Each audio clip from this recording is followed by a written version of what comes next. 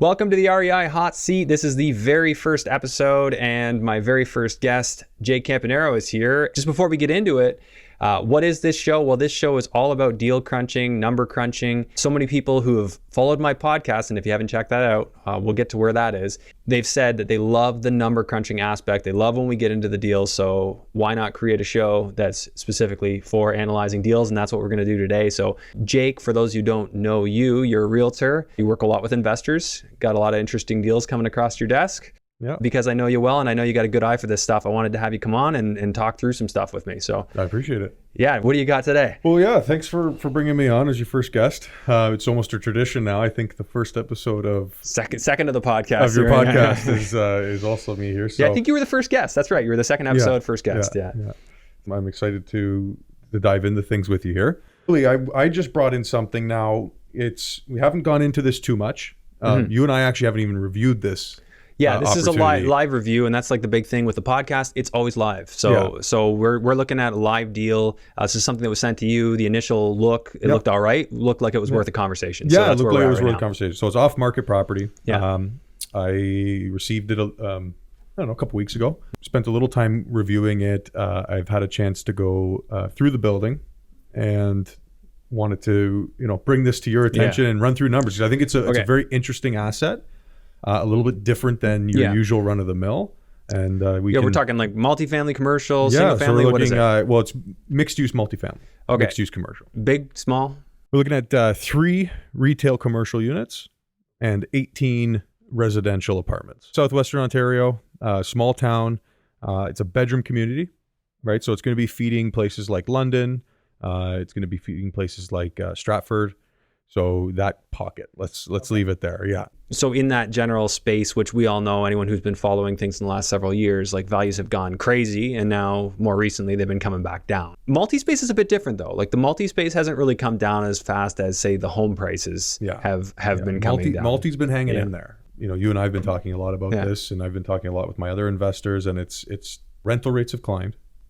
Right? Rental rates have climbed and interest rates have climbed. So those kind of offset each other in the multi-space a bit. Right? Yeah. And then we have seen movement in the multi-space. I think it's a lie if I sit here and say there's no movement, but it's what I say to my clients and what I truly believe is, as the interest rates continue to come up, yes, prices may drop, but now we're paying the bank more rather than the seller more, right? So just paying somebody else. The metrics of the deal have actually stayed similar to 6 months ago. With rents coming up. Yeah, demand for rent is pretty crazy. So while real estate values are down about 20% in general year over year for Canada, we've also seen rents probably come up that much, so it was somewhat offsetting. But yeah, we'll work through, current, today recording this September 23rd, the Friday, this will probably come out on the Monday. Let's work through the numbers as we see them today. We did a quick look at mortgage rates. So we'll do an estimate based on today's numbers and where we're at. So looking at number of units, what are we at? Yeah. 18? So I mentioned before, so we have 18 residential units. And then 3 retail commercial. 3 retail commercial. And do we have any sort of numbers on this building? We do. So what's the average rent on those 18? So we're looking at an average rent of about $750 a month. Okay, $750 a month times 18. So that's about $13,500 on those. And then the retail commercial, what are those getting? Yeah, retail commercial, we're averaging about $1,000. Okay, so we got $3,000 there. All right. And those are on 5-year lease. Okay, and somewhere in the middle of their terms, or are they all new leases? So they're all relatively new leases. One of them is a little bit later on in their term, and then the other 2 are rather new. And that's the interesting part, right? And just take a step back. We looked at this building. I actually brought my mortgage broker in to look at this building because the main question was, can we secure CMHC financing? And I wanted to just touch on that. Yeah, talk to me about it, because we're not just numbers here. We got to look at this like holistically. A lot of these, there has to be a strategy, and CMHC is typically something people will do when they want to get that longer amortization, slightly better interest rate. Is that the reason, or is there another play here? Yeah, so usually with mixed use, CMHC doesn't get involved, right? Because we're looking at a 50-50 split between residential and commercial. So this building, luckily enough, we're actually we're about 25% commercial to residential gross square footage. Okay. Right. So CMHC will lend on this because it's a small enough component. Because it's a small enough and that's component, by square footage, right? And it's going to offset. They're going to look at the residential component, not the commercial. Yeah. Right. And you have to remember there's also going to be HST implications here. Yeah. For that percentage. For that percentage of the building, yeah. But that's what made this interesting, right? Where we say, hey, we can use MLI Select, we can go, traditional CMHC. And MLI Select, that's something I've heard you say a few times. That's where you do like a below market rent. Does that apply on existing buildings or no? Am I saying that wrong? It does. Well, there's a few different components to it. And we set out back in March to build a bit of a power team to work on MLI Select mortgages because we knew it was going to be the next big thing. So there's a couple different components. The two most popular components are affordable housing and efficiencies. So if you're providing affordable housing, you can qualify. What does it do? What's the benefit? Lower rates, longer amortization? Yeah, so it's on a point program. Right? Okay. So the point program, like the holy grail is like getting 100 points. Right? If you get 100 points, you can get to 90%, 95% loan to value, up to a 50-year AM. Okay. And your rate drops significantly. Yeah, 50-year AM, that could really help things. Huge, yeah. Right? So now, that's where we're seeing a lot of like newer construction and things like that. Is that why you think like these people have rented out so cheap? Like you're an average $750 on an apartment. Is that normal for this town? No, they are low. This town, this is low compared to the surroundings. We would, and there's two ways we ran this. I ran this based on, okay, if we just turned over as is, and if we turned over on complete, right? As is, you're probably safe looking at, I don't know, run of the mill 1-bed and 2-bed rates, right? So for example, let's look at unit 21, which is a second floor, 2-bedroom, 1-bath, currently rented for $712 a month. Based on the numbers of the surrounding area, we feel comfortable to say, hey, that should at least be $1,750. Okay, so we're talking like $1,000 increase some of these need. Pretty much. So like on average for the building, would you say we're somewhere on like a $900 increase? Yeah, 800, 900. 800, 900. Well, if we played it low and said 800 times the 18 units and just forget about the commercial, that's an extra 14 grand. That's more than doubling. Obviously more than doubling the rent for the building on a monthly. Yeah. Okay, so we'll play with those. Let's get into some of the other numbers. We'll come back to that. Yeah, sure. Do they have an angle if they stay at 750 to get an MLI Select mortgage? We could definitely come into this and take look at angle. MLI Select and go affordable. So yeah, the affordable on this building, we would have to be 40% of units under 30% of the market median. Okay. And that would give us 50 points. 50 points towards your 100. And if you get 50, you get some advantage. You'll get some longer amortization, but not the full shebang. Correct. Yeah. Even 50 points, you're doing well, so if you're getting some points in that, so you really just have to weigh it. We're not going to go through all that detail right now. Yeah. Let's get a general look at if this was just financed normally, what it would look like. So taxes, do you have a number there on your property taxes? I do. So we have some numbers here. Now, obviously, these are supplied by the seller. A grain of salt, always verify your, everything, get the bills, especially with commercial purchases. And this is why it's really important to work with a good commercial realtor, somebody who understands investments, because especially with a deal like this, you just don't want to miss something. The taxes, the claim taxes here are $23,300. Insurance claimed at $9,158. Based on what I know, deals I've heard of, like those numbers don't sound horribly wrong. Like every city's a bit different. Like you've got to like look, but they sound reasonable. They're not too off. Yeah. One thing I'll note is insurance has been climbing. Insurance has been climbing. Yeah. I mean, like I have a front back duplex that I pay like $3,000 on, but I've also heard of other people who get way better deals. So it comes down to apples to apples, like what kind of coverage you want, and you don't have to take the best coverage. Yeah. Sometimes, if you're going with a CMHC mortgage, they need certain coverage. Yeah. And it's going to be the premiums, right? You're going to be paying them. So just keep that in mind when running these things. So hydro, we have 4,269. 4,269. And I don't have it broken out like that, so I'm just going to add each number. Water. So, 3,925. 3,925. And then we've done electric and water, right? Yep. And what about gas? So there is no gas here. Okay. So this is so just those two. That's correct. It's electric and water. So electric baseboard heating, or do they have mini splits? Do we know? There's electric baseboard. Yeah, electric baseboard. Interesting that they could heat the place. Well, I guess the tenants probably pay a lot of their own heat. Hydro. Yeah, so the tenants all pay their own heat. So that might factor in. So this is common area. That might factor into the $750 rent. one of the quick ways that I would think, just thinking out loud, to be able to boost that up and incentivize tenants is go with ductless mini splits. Yeah. Switch the units over. They can control their heat. So you do a heat pump where it can give you both heat and cooling, and keep you comfortable. And it depends, right? Because obviously you're going to have areas in the bedroom where you don't have the unit right there. Yeah. But and that's maybe where they can supplement with a bit of the baseboard, right? But there are ways to do that, and this is where being creative as a realtor or real estate investor helps. And not to mention the energy savings from the mini splits can be applied to that MLI Select program, right? So you're really okay. Yeah, those are some of the points, right? It, so if you go in with a plan, then you can't. We'll get to this more in detail, but you're not realistically going to close with that program, are you? You're going to have to close private probably and then refinance it? Yeah, and that's the way I would look at the deal. Or get a bridge loan of some sort. That's the way I would look at the deal. Let's just keep going through the numbers here. Right, okay, so we got utilities at 81.94, and then management, I just put 5%. Maintenance, I got 5%, just as sort of generic placeholders. Yeah, maintenance, I would say at a minimum, we should be doing about $750 a door. Mm-hmm. So what's that? It's going to work out. So $750 a door times the 18, and then the commercial, they'll probably take care of their own maintenance, right? Yeah, well, they're going to pay TMI, right? Yeah. It's triple net. TMI, break that down. What's TMI? That's taxes, maintenance, and insurance. So they're paying proportionate share. Okay, perfect. So they're gonna kind of cover their piece of it. So $13,500 is $750 a door. So that's actually more than 5%, and I like that because then that covers kind of your life cycle. That's more like a 7. And that's like 7%. And that's actually spot on with CMHC. What's actually included in this. Okay, so they were numbers actually from the seller, and it's 13.8. And that's what the seller provides. That's pretty rare for a seller to include an authentic maintenance number. So it makes me question two things. Like maybe there are some life cycle items that need to be done. It'd be worth a look, right? You're going to want to take a look to see if there's stuff coming up.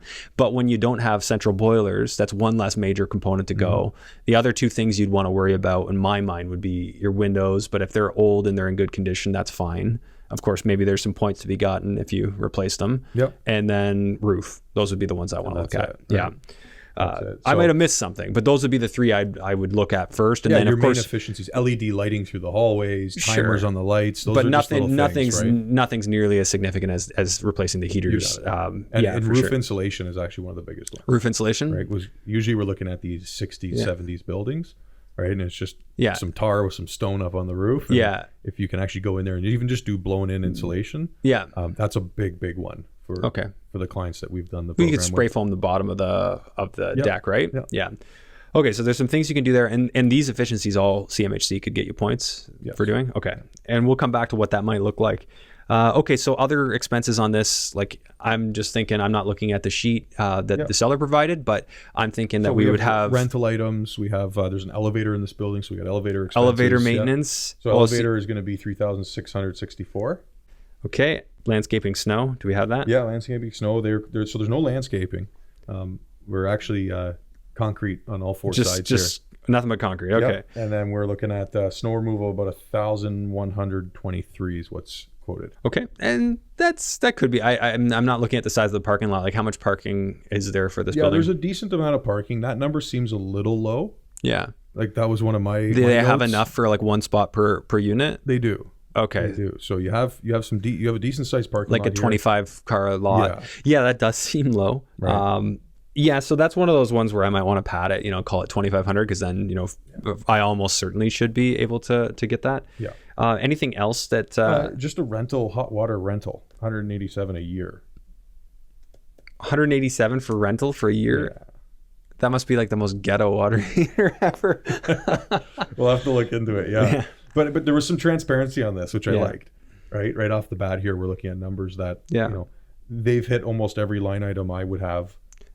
Maybe you can throw a miscellaneous in there for 1 or 2%, but up each to their own, right? But it's nicer than having the typical taxes, maintenance, and no management costs, nothing. Yeah, in there, like there's so many sellers out there that aren't going to include this stuff.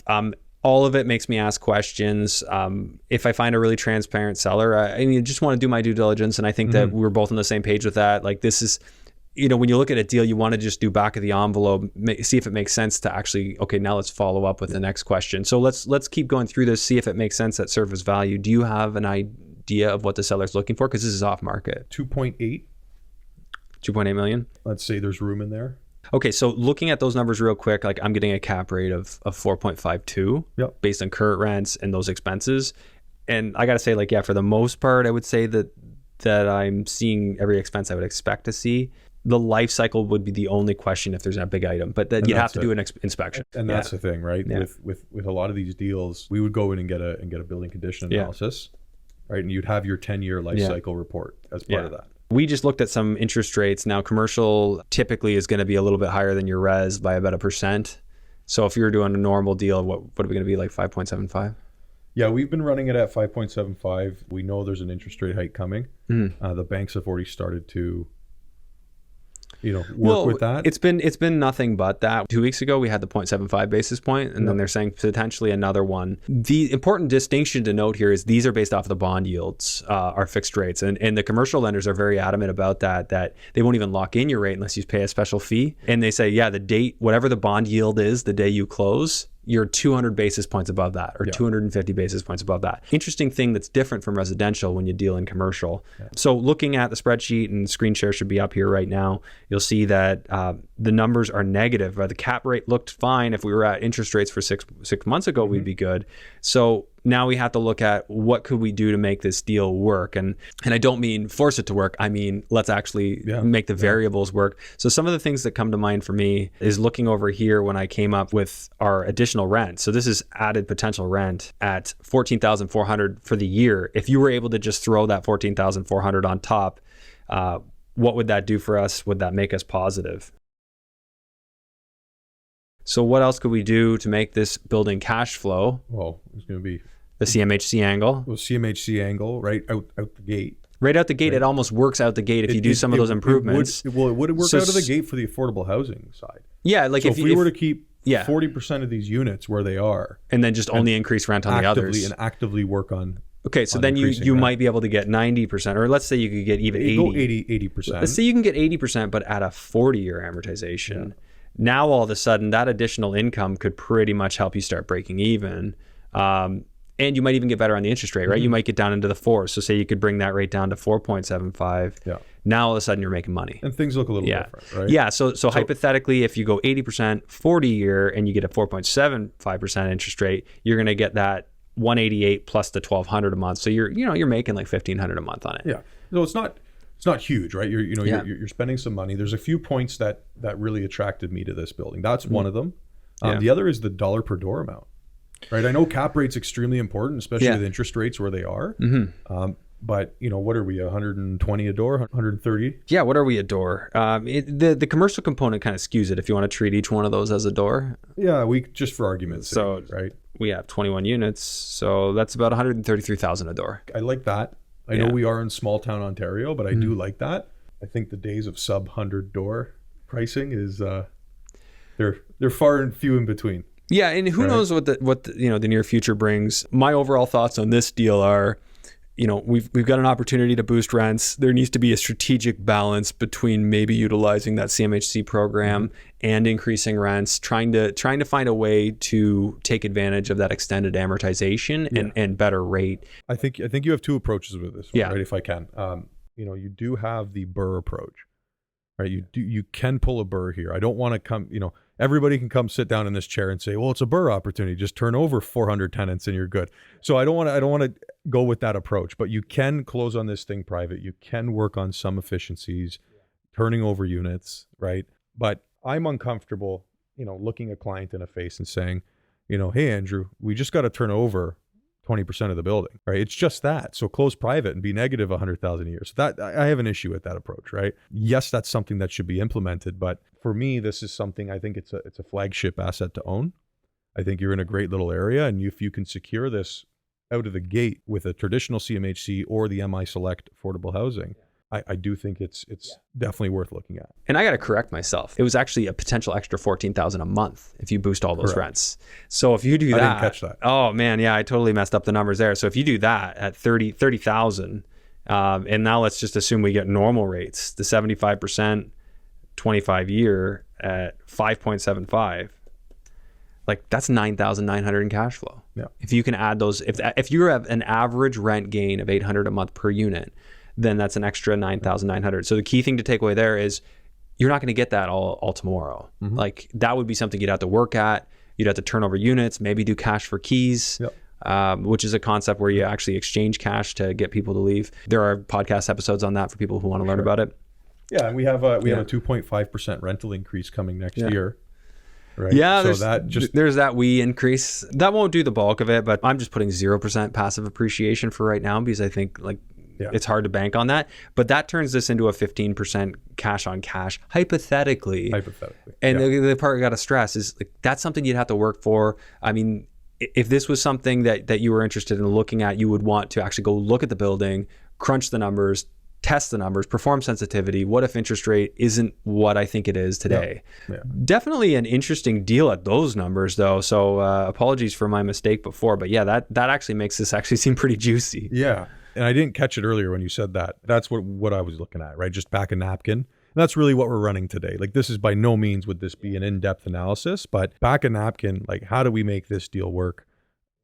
I saw an A, B, and C on this one, right? And so your plan A would be based on this, go in, like maybe do some minor renos and turn units over. That's it. Right? Well, yeah, that's the other thing we haven't built in here is like renovation cost. Yeah, there's no BRRRR built in here, but hypothetically you could just, figure on spending an extra $300,000 or $400,000 to do some renovations, to do some changes that might help you on the MLI Select program. This is the main idea of this channel is let's get an idea, take a quick and dirty look at a deal and see if it makes sense to pursue it to the next step. And I'd say we did that today. And I apologize for my mistake, guys. I'm only human. And this is our first round. So, and I think that's the biggest thing, right? Is a quick how do we look at these quickly, right? There's deals, any investor is going to look at 3, 4, 50 deals a day. I don't know how dedicated you are, but so how do we take a quick look at these to then get to that next step?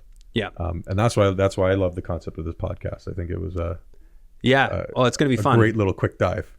All right, that's all the time we have for our first episode of REI Hot Seat. Thanks so much, Jake, for coming on the show. Thank you. And Jake, obviously, this isn't the only deal that you have on your desk, but can people actually get this deal? Is this a potential one that somebody has the ability to see? This deal's active. But an off market. But it's off market. Okay. And anyone who's interested in a deal like this or this particular deal, we're going to put a link in the description. Yeah, we'll put a link below this video. Yeah, anyone can go in there, just opt in, and basically we'll be reaching out, either myself or one of my team members. Yeah, with more information or how they can find more deals like this. That's it. Okay, perfect. All right, thanks again. We'll see you guys on the next episode.